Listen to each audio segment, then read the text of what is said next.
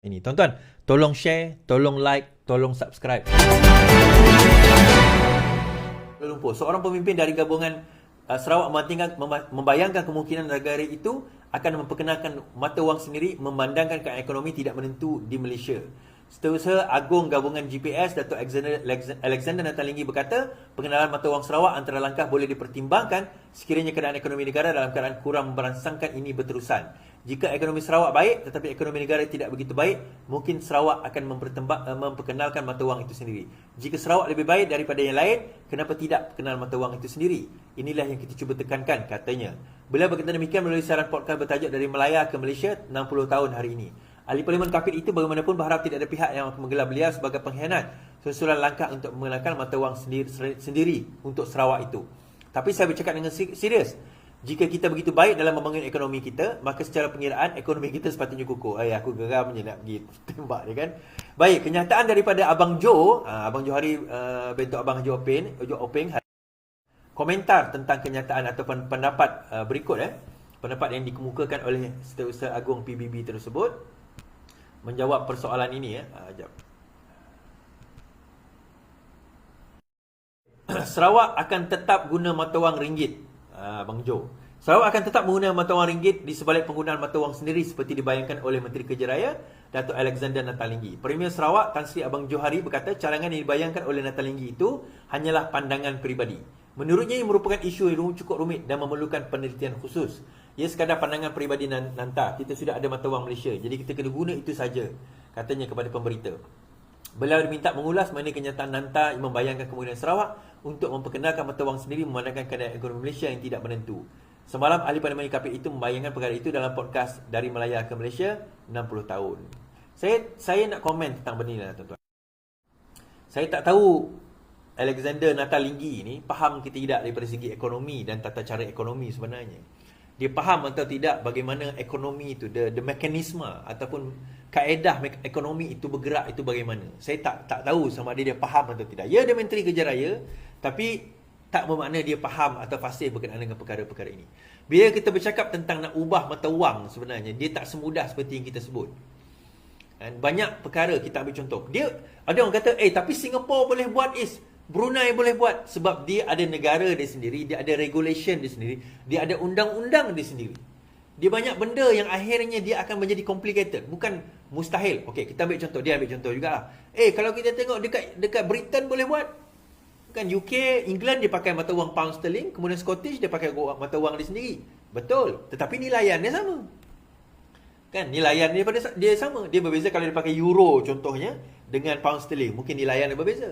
So kalau dia nak guna mata wang sendiri pun, sebab alasan dia adalah ekonomi. Dia kata sebab ekonomi Malaysia katanya tidak stabil. Dia duduk dalam kerajaan tapi dia masih kata tak stabil. Fine. Dia kata tak stabil, therefore kena guna mata wang sendiri. Isu dia, kalau dia nak guna mata wang sendiri, daripada segi trading tu bagaimana? Sebab banyak undang-undang kita ada dalam perlembagaan kita ada dipanggil concurrent list. Dia ada state list dalam jadual ke-9 perlembagaan, dia ada state list, dia ada concurrent list. Concurrent list di mana ada bidang di antara federal dan juga negeri itu bertembung ataupun bertindak. So dalam keadaan itu banyak perkara yang takkan boleh diselesaikan. Pendek cerita, benda ni sukar. Bukan kata mustahil. Boleh, tapi dia akan lebih banyak menyusahkan daripada menyenangkan. Sebenarnya atas kenyataan itu untuk apa? Nak bagi tahu apa? Nak tujuan atas tujuan apa sebenarnya? Nak mengatakan ekonomi negara ini tidak stabil, kita setuju. Disebabkan oleh apa? Dan kenapa yang kita nak kena bawa ke negara ini ke arah yang lebih stabil? Dan sudah pun menuju ke arah yang lebih stabil. Kita tak stabil kerana antara lain perkara yang dilakukan oleh Perikatan Nasional sebelum ini. Benda yang mereka lakukan menyebabkan negara ini tidak stabil. Sampaikan investor takut untuk nak melabur dalam negara ini. Bagaimana PKP negara kita ditutup. Bagaimana ekonomi kita merudum teruk. Harga barang semakin mahal sewaktu Perikatan Nasional memerintah tempoh hari. So kita ambil dalam keadaan ekonomi itu teruk. Kita ambil alih negara ini dalam keadaan ekonomi itu sudah teruk, sudah damage, dan kita perbaiki balik. Ditambah pula dalam keterukan itu tuan-tuan, mereka sakau duit rakyat.